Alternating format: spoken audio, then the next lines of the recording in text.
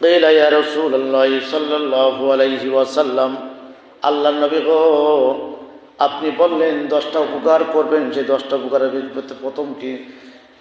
বিশ্বনবী মুহাম্মদ রাসূলুল্লাহ সাল্লাল্লাহু আলাইহি ওয়াসাল্লাম বললেন, ওয়াস্তাগফিরিল্লাহ ইন্নাহু কানা তাওয়াবার রহিমা। আল্লাহ তাআলা এখানে সূরা নিসার ভিতরে বলছেন, গোলাম রোজা থেকে যখন আল্লাহর কাছে ক্ষমা চাবে, আল্লাহ তাআলা সঙ্গে সঙ্গে রোজাদারের জিন্দেগির গুনাহগুলো মাফ করে দেবে।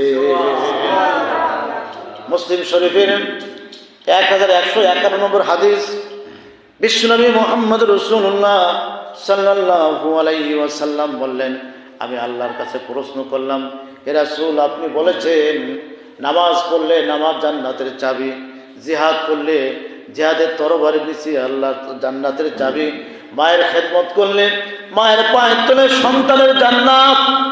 ওগো আমার আল্লাহ, আপনি এখনো পর্যন্ত বলেন নাই রোজাদার জান্নাতে যাবে কি জাহান্নামে যাবে?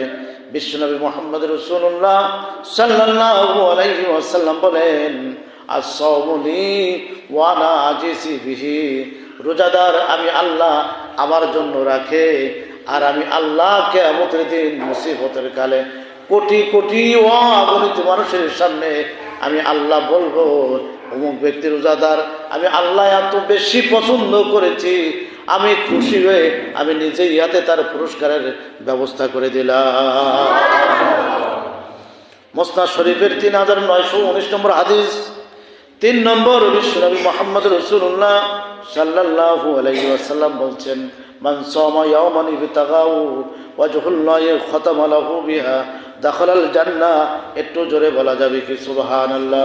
যে ব্যক্তি আল্লাহর সন্তুষ্টি লাভের আশায় রোজা রাখে এবং সেটাই তার মনে করা আজকে রোজা আমার জীবনের শেষ রোজা, মনে করা আজকে আমার জীবনের শেষ সেহরি, মনে করা আজকে আমার জীবনের শেষ ইফতারি, মনে করা আজকে আমার জীবনের শেষ তারাবি। বুঝতেছেন আপনারা? হ্যাঁ, ভালো করে বুঝেন। যদি কোনো ব্যক্তি মনে করে আজকে আমার জীবনের শেষ রোজা, আজকে আমার জীবনের শেষ ইফতারি, আজকে আমার জীবনের শেষ তারাবি, আজকে আমার জীবনের শেষ রোজা, আল্লাহর নবী বলছেন, যদি কেউ এইটা মনে করে আর মনে করার পরে লোকটা যদি মারা যায়, ওই লোকটা বেশক আল্লাহর জান্নাতি। একটু জোরে বলা যাবে কি সুবহানাল্লাহ? আর যে পরে রোজা পাবো এর কোনো নিশ্চয়তা নেই। আজকে যে জুম্মাটা পেলাম, আগামী জুম্মা আমরা পাবো এর কোনো নিশ্চয়তা আছে? কথা বলেন, কথা বলেন।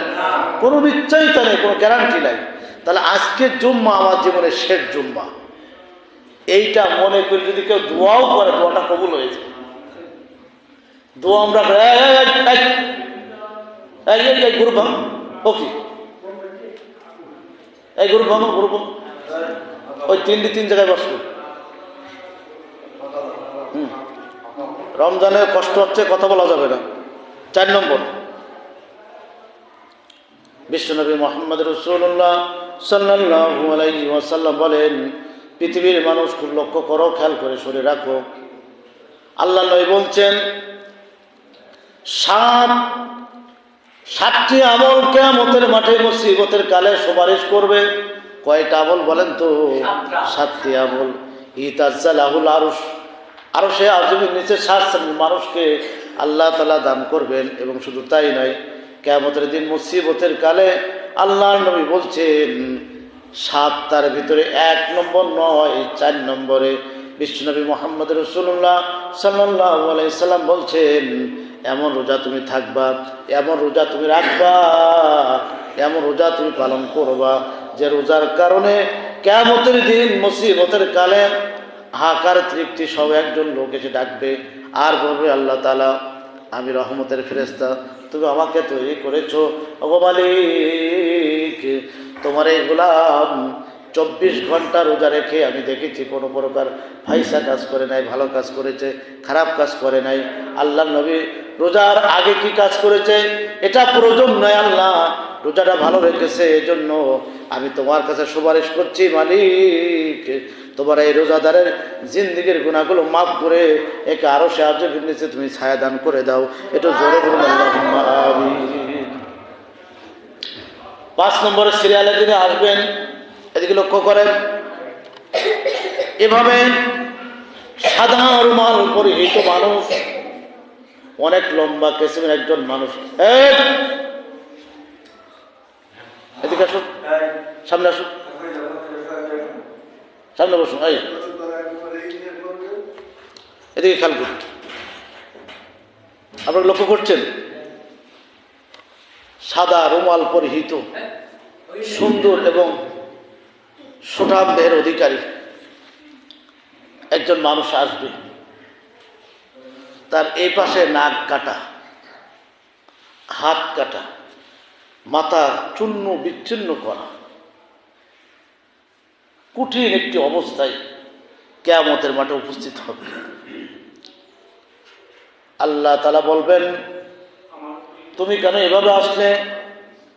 বিশ্বনবী মুহাম্মদ রাসূলুল্লাহ সাল্লাল্লাহু আলাইহি ওয়াসাল্লাম দাউদ শরীফের হাদিস বাবুল কিয়ামা অধ্যায়ের ভিতরে বলছেন, এই লোকটা যখন হাত কাটা, পা কাটা, শরীরটা অসুস্থ অবস্থায় আল্লাহ তাআলার দরবারে আসবেন। আসার সঙ্গে সঙ্গে বলবেন, ওগো আল্লাহ, আমি হলাম পবিত্র আল কোরআন, এরা আমাকে খণ্ড খণ্ড মেনেছে, সব কিছু মানতে চাই নাই, কিছু কিছু সময় মেনেছে।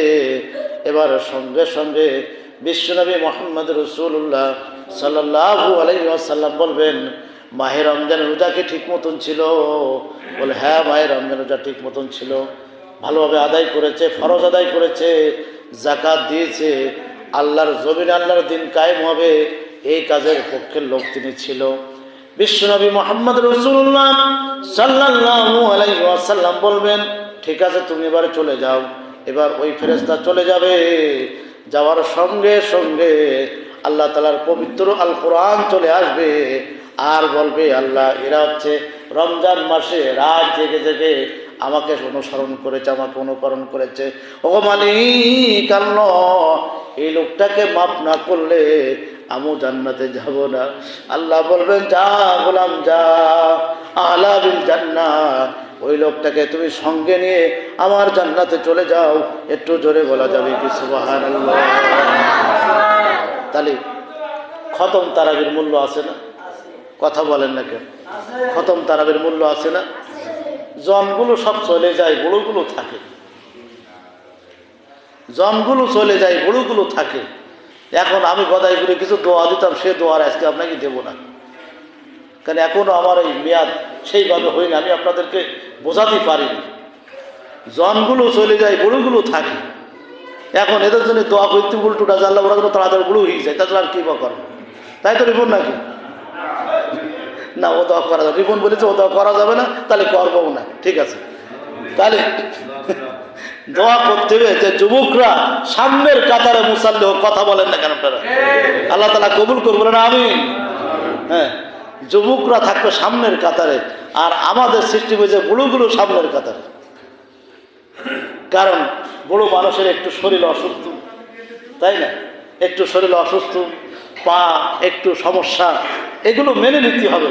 কিন্তু তোমরা যারা যুবক, ঘন্টার ঘন্টার পরে এই যে আল্লাহর ওলি দেখতেছি, আমি তো মোবাইলটা আল্লাহর ওলি বানিয়ে বলেছি, এই ওলি দেখি দেখে ঘন্টার পরে ঘন্টা সময় কাটাইতে চাও, তোমায় কোনো রোগ ব্যায়াম হইতিস না, তোমায় যত সমস্যা সব তারাবিতে। কথা বলেন, যত সমস্যা হবে এই জায়গায়।